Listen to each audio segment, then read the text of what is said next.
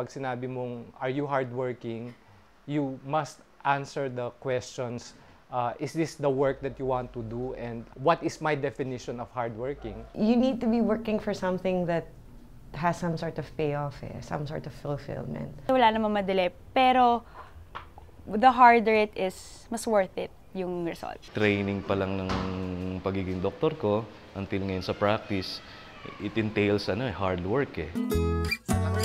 Ahay, ahahay, saan ka pwedeng bumili ng pisong sukat, asin, isang stick ng sigarilyo, isang piraso ng papel, isang kilo ng simento, isang gatang ng bigas. Dito lang sa Pilipinas, only in the Philippines. Ahay! Ahay! Ako si Nick Pichay, isang manunulat at isa ring abogado. Hi, I'm Isa Garcia, the bassist from Taken by Cars. I'm also Client Service Director for Ogilvy One. My name is Ana De Roca. I'm a freelance theater artist, but I also teach. Ako po si Dr. Moel Diaz, anesthesiologist ako. Miyembro ako ng Datus Tribe, gitarista ako doon. Ahay! Ahahay! More than just working hard, but then exerting a lot of effort in certain things. For me, it's really important. Sinasabi ko lang sa mga anak ko or sa mga bata, gusto kong maging doktor, gusto kong maging musikero. Naabot ko, sana maging ehemplo yon para sa kanila. Sinabi na sa akin, even before ng dad ko, if you want something, you have to work hard, you have to earn it. Ever since I was young, alam ko na yung value ng money, ng hard work, because hindi naman talaga kami mayaman.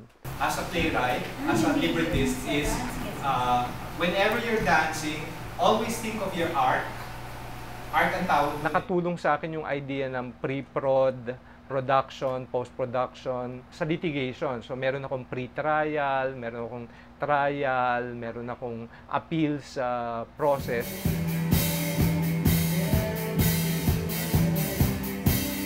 I guess the ways in which they're the same is the fact that creative thinking. Music is really more about, at least for me, being able to express, being able to really create. Siguro in advertising, it's more about creativity in business and in marketing and in communications. Linis ang script, no? As an actress naman, pinakamaganda doon is, sa theater ko naman sasabihin talagang true love eh, yung passion, this is what I want, no matter what, kahit walang money dyan. Being a teacher is, first, syempre yung sharing what I want.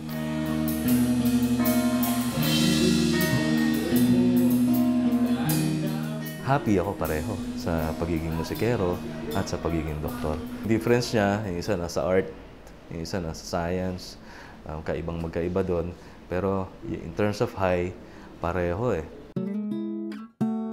Talagang love ko yung theater, love ko yung writing. So, nung nagka-College of Law ako, kinocross ko yung Sunken Garden para pumunta sa rehearsal sa AS. Matagal na ako nagsusulat dahil sa isang guro nung grade 1. Ang pangalan niya si Miss Maxon. Sabi niya, sumulat kayo ng essay. Tapos nung nasulat namin yung essay, nagustuhan niya. Tapos in-encourage niya ako magsulat. Nakatira kami dati sa isang maliit na bayan sa Zamboanga. Tapos nagkaroon ng epidemya. So nung 6 months old ako, dinala ako sa Maynila. Inalagaan ako ng kapatid ng aking tatay, si Tiangkarin. Sa kanya na ako lumaki. Pupunta muna ako dito, tapos pupunta ako doon. Tapos, Tiangkarin, gusto niya ako maging lawyer, so parati niya akong tinitrick. So yung unang trick niya, sabi niya, alam mo, kumuha ka na lang ng law aptitude exam. Pag napasa mo yan, edi alam natin na matalino ka. So, nung natapos ko, sabi niya, mag-bar ka na lang kasi sayang naman. Tapos, nung nakapasa, sabi niya, edi mag-law office ka na. I also realized that there is something in the law that's worth pursuing. It's an intellectual challenge. It's also something that you can live by. People go to you for help. Nung una, naging schizophrenic ako eh. Kasi nung naging abogado ako, sumusulat pa rin ako sa teatro. Pag nasa hearing ako, nakakakita ako ng kwento dun sa mga nanay, nawawala yung mga anak. Sabi ko, magandang play yan. Kailangan isulat ko yan. So, nagsusulat ako ng kung ano-ano dun sa mga notebook ko. Pag case ko na, parang, abogado pala ako dito. After a while, sabi ko, kailangan mag-allot ako ng time for creative writing, tapos mag-allot ako ng time for my legal self. Here is Sir Nicolas Tichay. Siya yung nagsulat ng ating libreto. Yung story. Parating nilang tinatanong anong closest to your heart. Mahirap na tanong yan. Remarkable sa akin yung Almanac for a Revolution. Kasi may prize, tsaka kasi nanalo dun sa Centennial. The research of that was 1 month and the writing of it was 2 months. I remember that nasa bahay pa kami sa Quiapo. There was a portion there na hindi ko na siya masulat.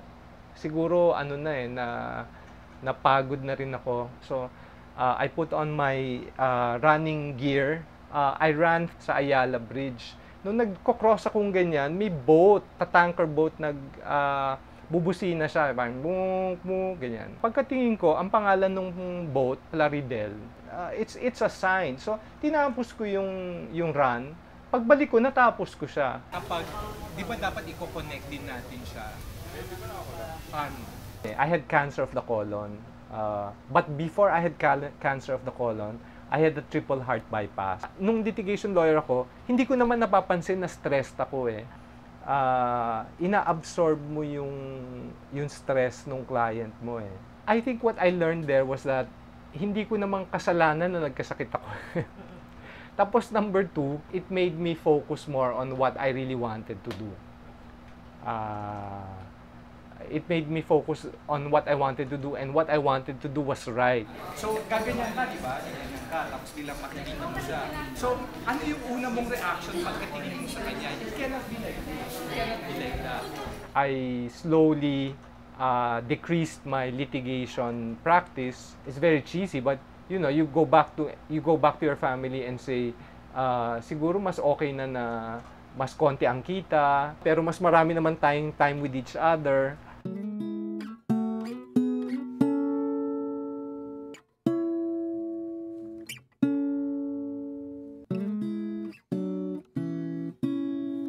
Work starts pretty early, so even before I get to work, I'm already working online or mobile, etc.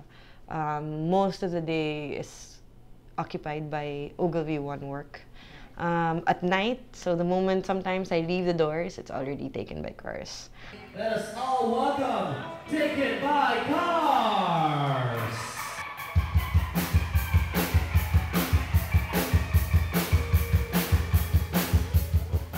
See myself as both.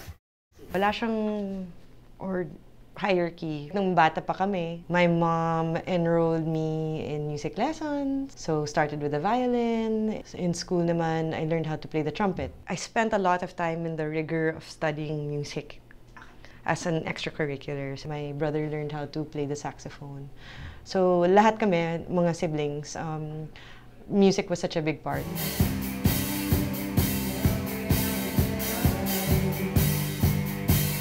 In advertising in Ogilvy One, I still see myself as an entrepreneur, pero within the confines of a corporate job. Best thing, siguro being able to work with some of the best minds in the industry, but really passionate people. Hindi siya 9-to-5 job. The intellectual demand, even the emotional demand that you have to put into it.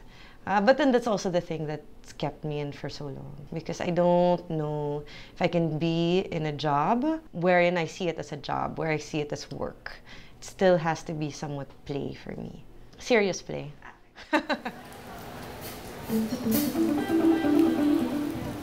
Siguro the best thing about Taken by Cars, same thing, working with such brilliant musicians naman. It's people that I really get along with. They've known each other for many, many, many years. Siguro high school pa sila. Friends na sila. But they welcomed me. We all come together first. Minsan may mga ideas or germs of ideas kami. Individually. The music comes together first, then the lyrics come after.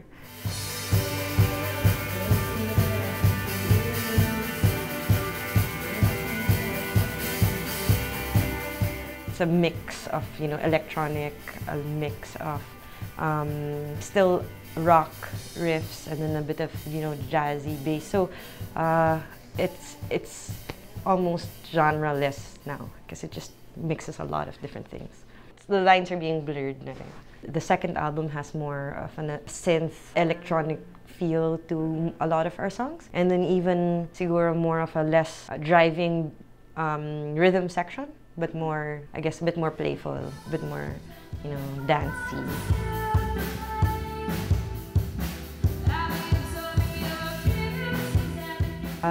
Just a great feeling to be recognized and what they said about us. They just emailed their manager. They said, we want to feature you in the New Year's edition of Time Magazine as one of the year's 2011's bands to watch out for in Asia.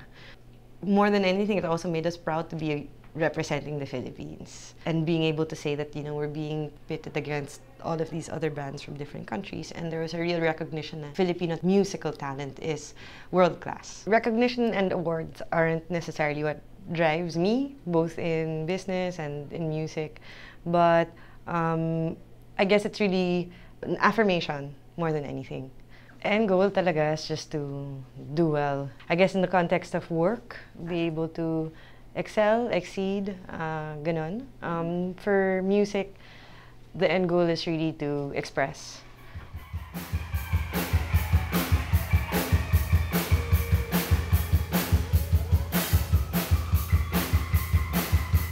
Being able to see how the fans respond to you, so that's also very rewarding because you know that you're getting through.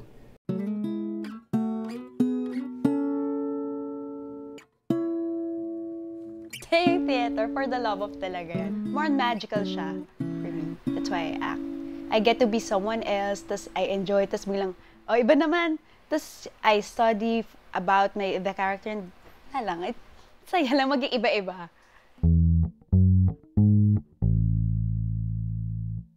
Childhood ko very colorful. As in, laking kalye. Lumalabas ako, nasusugatan. Kapag hapon na, nod TV, tas labas ulit. Nagiging amoy pawis, amoy araw.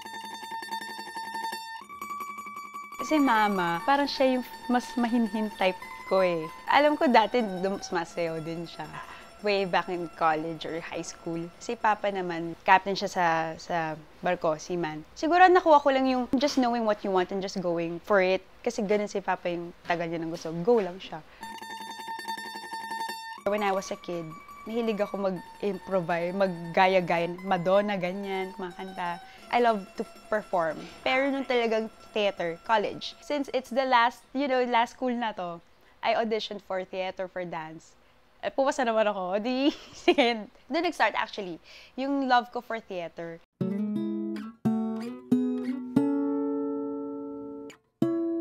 And when I act, it makes me happy. Like, I'm creating something out of ito lang, ako lang. Sabi ko, uy, basta ako, kuya ko, kay schedule ko, gano'n. Sabi, saan kita lalagay doon, Gabriela, yung dilaw ka? Actually, nung naging freelance theater artist na ako, hindi ko na alam kung anong gagawin ko noon. Tapos buti na lang, pasa na ako ng resume dati since I've always wanted to teach. Since I have a passion for teaching, I have the passion for theater, might as well, I want to share what I love in my life to kids, especially kids. Dapat mabilis yung utak mo na talagang improv. Kasi pag preschool, more on playing lang yan eh. Hindi ka pa pwede magseryoso sa kanila. So, kailangan marami kang alam na games na i-incorporate mo sa theater. Mas gusto ko preschool kasi mas marami ako nakukuha sa kanila kasi they're so innocent tsaka young. They just do whatever they want. Eksena lang namin hindi ko, wala kasi. Afternoon muna yung teaching, diba? I have to prepare a syllabus or lesson plan. So, yung kung ano rin yung natutunan ko din ng workshops, dinadala ko sa klase. Ang pagtuturo, hindi lang yan turo or play eh. Kasi bata yan, parang, syempre, ko yung responsible kung ano sila paglaki. May responsibility ka doon. So, kailangan hindi ako mag-stop mag-train para meron akong mabigay sa kanila. Pag-recital, nawawala ako kasi pag nakikita ko sila na doing their thing, nakakaiyak siya, nakaka-fulfilling talaga. Ito, may show ulit sa Lyceum ng Friday. Sa theater, sobrang strict na yeah, always have to be on time. Kahit sa akin, mahirap yun, lalo pag gumigising ng umaga. Kaya nag-quit ako sa call center. Sa agay.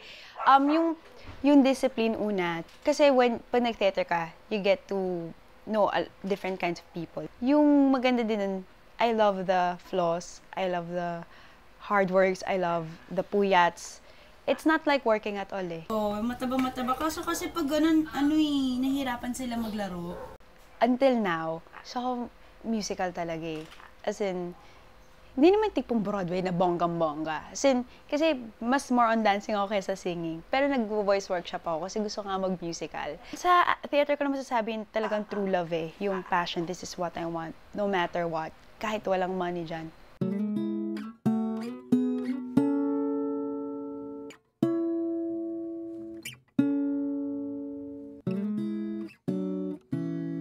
Early exposure ko dun sa music na papanood ko na yung mga pinsan ko or yung mga tito ko na nagja-jamming sa bahay, especially pagka may mga gatherings. Una kong gitara is ukulele, no? Nabili to ng father ko, bata pa ako.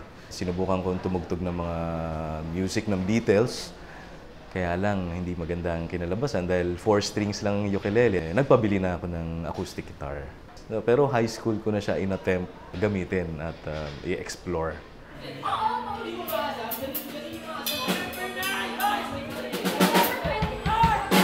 Nung bata ako, ang pangarap ko ay maging isang engineer. Idol ko kasi yung aking tito. Engineer siya, civil engineer. Kaya lang, nung nag-enroll na ako as an engineering student sa UP Diliman, it's a failure eh. Palipat-lipat ako ng kolehiyo dun sa UP Diliman until graduate ako as a teacher. Nung pag-graduate na ako ng college, 7th year ko na sa UP Diliman, na-realize ko na hindi ako effective na teacher. O sige, subukan ko yung medicine. UERM, tinapos ko medicine doon. Kasi yung trabaho ko as anesthesiologist, mahal na mahal ko na eh. Once na mabigyan ako ng pasyente, nagkakaroon na ng adrenaline rush kasi kailangan ko magbantay ng pasyente. So, pagka successful yung operation, masarap na pakiramdam. Fulfilled ang pakiramdam ko. Pasok na ako sa operating room. Sedate mo lang, Well, di ba? Sedate mo lang? Sedate lang. Andiyan yung mga gamot eh. Oo. As anesthesiologist, ang trabaho ko based sa emergency calls or mga scheduled operations, surgical operations, doon lang ako nakakapagtrabaho. Pero in between those works, parang bakanting oras yun.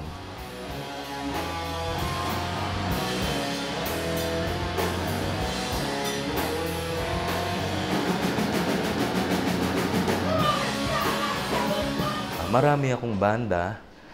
Before Datos Tribe, panay amateur bands to, no? Tumutugtog lang kami, actually for fun. Si Andy, yung bahista ng Datos Tribe, schoolmate ko sa education. Siya ang best friend ko ng college. Nagkasundo kami sa music. Hindi pa rin siya miyembro ng Datos Tribe during that time.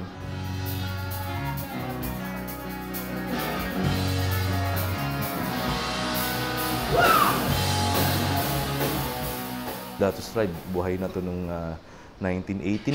Tumigil lang to ng around 1997 until 2005 na pag-isipan ni Cabring, ang aming vokalista, na magbuo ulit. Kinausap niya yung dating gitarista, si Del, na invite nila si Andy as bassist. Naghanap ulit sila ng isa pang gitarista. In-offer sa akin. Sabi ko, hindi pwede dahil schedule ko medyo tight. Kinalaunan, napag-isip-isipan ko na, sige, tanggapin ko na. Tignan ko na lang kung kakayanin ko. Luckily, na kayanan naman ng schedule. Masayang-masaya kami kapag tumutugtog kami sa pinanggalingan naming eskwelahan. Sa UP Fair, pagka may ganong invites, hindi kami tumatanggi, talagang tumutugtog kami. Marami doon nakakakilala sa banda namin. Every time na may tugtog kami doon, memorable sa akin yun. May feeling of fulfillment every time na nakakatugtog kami live. Kasi instant yung yung response eh. Hello, Jo. Jo, nandiyan na ba? Sige. Give me 10 minutes na lang siguro, tapos punta na ako dyan, ha?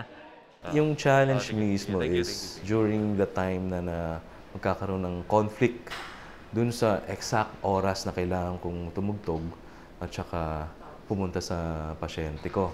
Yun talagang nakakalito yun. During a performance, kailangan ko na rin prioritize muna yung tugtog kasi professional musicians din naman kami. So tapos na yung tugtog, automatic tatakbo na ako sa pasyente. Or before a performance, baka pwede ko pang i-adjust yung time ng set namin, mapupuntahan ko pa muna yung pasyente. Then, habol ulit ako sa tugtugan.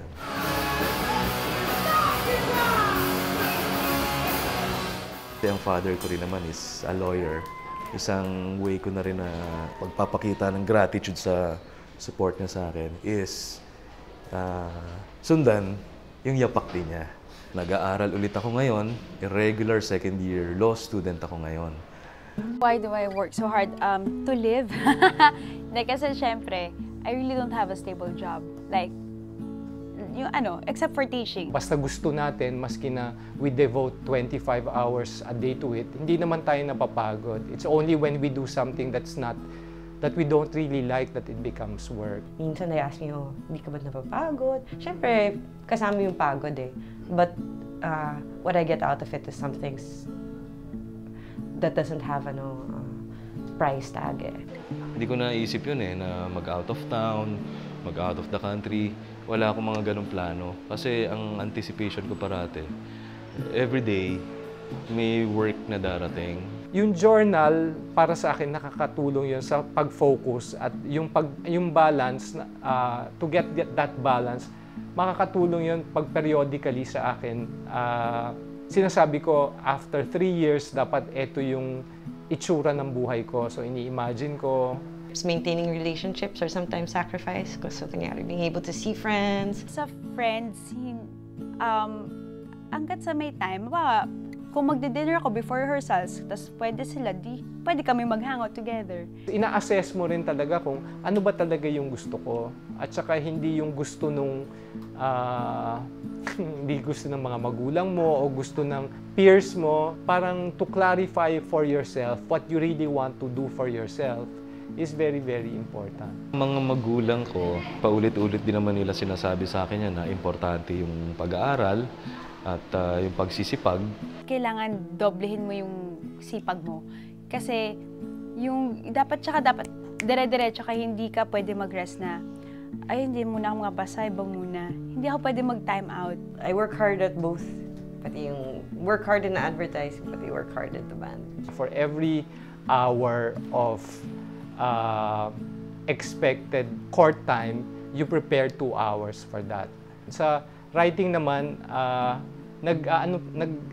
nagre-research muna ako kahit na anong gawin ko na play. I spend 9-10 hours here. Intense siya.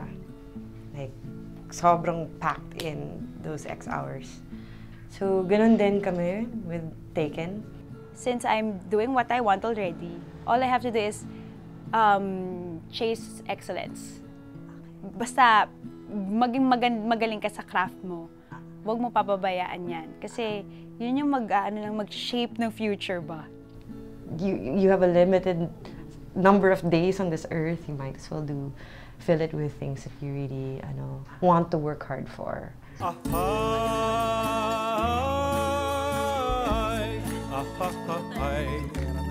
Saan ka pwedeng bumili ng pisong sukat, asin, isang stick ng sigarilyo, isang piraso ng papel, isang kilo ng simento, isang gatang ng bigas.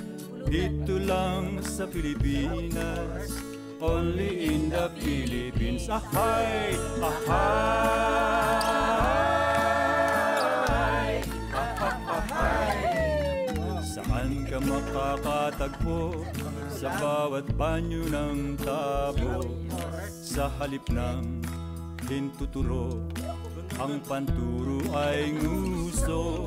Bukang bibig, malapit lang, 3 bundok man ang layo. Dito lang sa Pilipinas, only in the Philippines. Ahay! Ahay!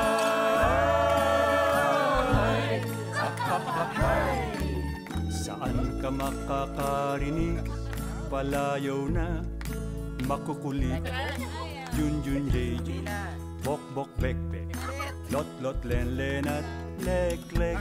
May lola baby at lolo boy, lahat ay tito at tita. Dito lang sa Pilipinas, only in the Philippines. Ahay! Ahay! Ahay! Dito lang sa Pilipinas, only in the Philippines. Dito lang sa Pilipinas, only in the Philippines. Ahay!